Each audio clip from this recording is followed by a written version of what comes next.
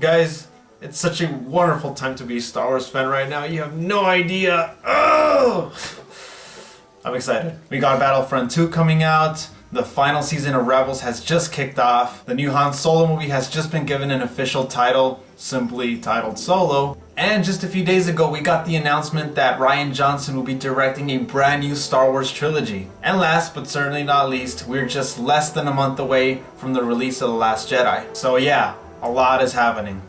So with that said, here's what I'm going to be doing. So for the next couple of weeks leading up to The Last Jedi, I'm going to be reviewing each of the Star Wars films in the order in which they were released, rather than in chronological order, mainly because I kind of want to talk about the original trilogy first, because those are my personal favorites. For each film, I'm going to give a brief summary, then talk about the things that I loved and the things that I quite didn't like. But as far as talking about the things that I didn't like about Star Wars, I mean, it's not really going to be a lot, I'm telling you right now.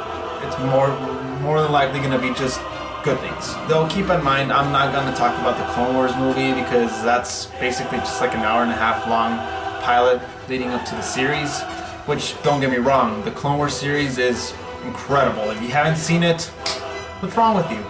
But as far as the Clone Wars movie and the series, we'll probably talk about that in some other occasion. But for this occasion, we're just going to talk about the main live action films. So with that said, sit back, relax, grab some blue milk, and let's kick it off with Star Wars, also known as Star Wars Episode 4, A New Hope. So the film opens up with a small rebel ship being chased down by a giant Imperial Star Destroyer as they stole the Death Star plans.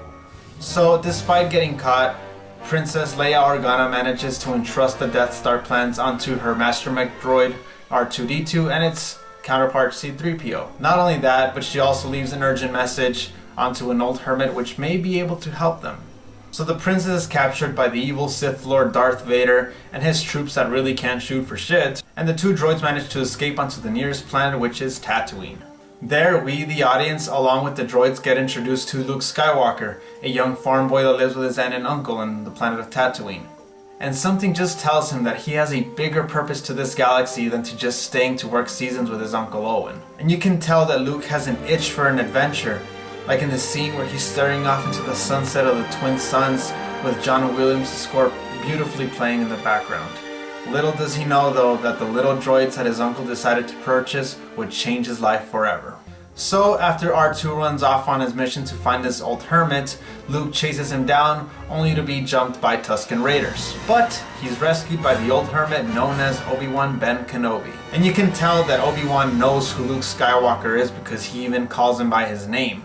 Not to mention the fact that he also knows his aunt and uncle, and his uncle is always telling Luke to stay away from that old crazy man.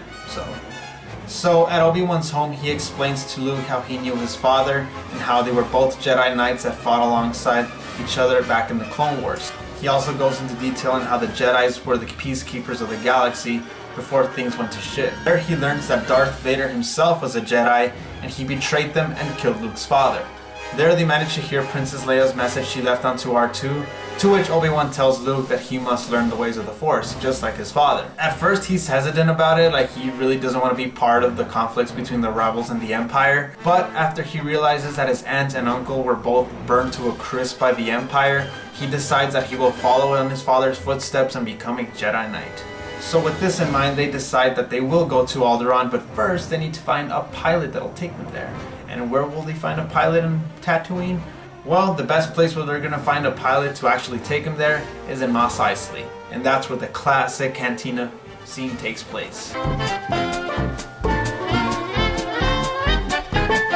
So here they meet Han Solo and his partner in crime Chewie, in which they strike a deal in which they would take him to Alderaan, but not before having a brief scuff with the Empire as they're leaving, of course. Meanwhile, back at the Death Star, they're deciding on what to do with Leia, whether to exterminate her or not. So they decide to keep her alive, but they decide to test the Death Star onto her home planet of Alderaan, to which they blow it up, killing millions, to which Obi-Wan feels with the Force as he's training Luke. They eventually stumble into the Death Star because the gravitational pull brings them in. So once they find out that the princess is being held captive, they decide that they must rescue her, much to Han's dismay. But at the same time, Obi-Wan decides that he's gonna do his own thing by turning off the tractor beam, that way the Millennium Falcon can escape. But both he and Vader are aware of each other's presence through the Force, and they end up confronting each other. So after they rescue the princess and escape the trash compactor, they head on straight to the Falcon, but Luke notices something. He notices his master Obi-Wan Kenobi clashing with Darth Vader, and Obi-Wan makes the ultimate sacrifice to buy them some time. He allows for Vader to strike him down. In a pit of rage, Luke starts shooting down a bunch of stormtroopers, to which he actually hits a couple, but they eventually escape, and Luke is pretty much broken because the one man that truly understood him is now gone. So they manage to escape and they head off to Yavin 4. That's where the rebel base is stationed at. So they successfully bring the Death Star plans to the rebels, to which they manage to find a weak point in the battle station in which it can be destroyed. So they decide they're going to launch a full-scale attack on the Death Star, so they can go in and destroy it once and for all. Before they head off though, Han decides that he's going to leave and do his own thing. And I mean, I really don't blame him, to be honest, because he technically didn't sign up to help the rebels. He's just a smuggler, and he was just only played to just be basically just a ride for Luke and Obi-Wan. So yeah, he ends up taking off, much to Luke's disappointment because he was actually starting to like him. So the Battle of Yavin takes place, to which many of the rebels are being taken down by Vader himself. So it's up to Luke to be the one to destroy the Death Star. So just as Vader's about to close in on Luke and take him down, look and behold, Han comes to the rescue and disorientates Vader, giving Luke the ultimate chance to shoot the Death Star's reactor and destroy it once and for all. Not only that, but Luke managed to use the Force so he can find the right time to shoot the reactor and destroy it. So they return to the base, they get recognized for their heroic actions, and the movie ends. So, to be quite honest with you, it's really hard to point out any bad things about this film, because there's hardly none. I mean, this film is an all-out masterpiece. It has a little bit of everything put into one. I mean, you have an underdog story of beating all the odds and fighting for what's right. You have a movie about friendship, and it also has the right sense of comedy needed for an adventure film. Not like that forced, cringy comedy you would see in the prequels, but actual comedy that fits perfectly with this type of film. Like in that one scene in which Han, he's in the detention center and he's just stalling for time and he doesn't know what else to say to the operator, so he just decides to respond by shooting it instead. You know, things like that. Not only that, but this film also introduced older themes into the sci-fi genre, such as the classic Western confrontation or rescuing the damsel in distress.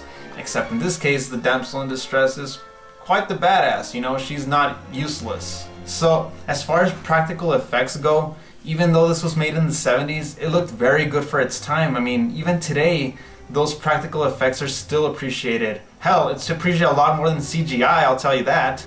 I mean, look at The Phantom Menace. Am I right? The few bad things I could say about this movie are probably the things that George Lucas added later on to the special editions. You know, for example, too much CGI, especially that god-awful Jabba the Hutt, the one he put in the 90s release. Good God. Also making Greedo shoot first because that contradicts the character of Han Solo.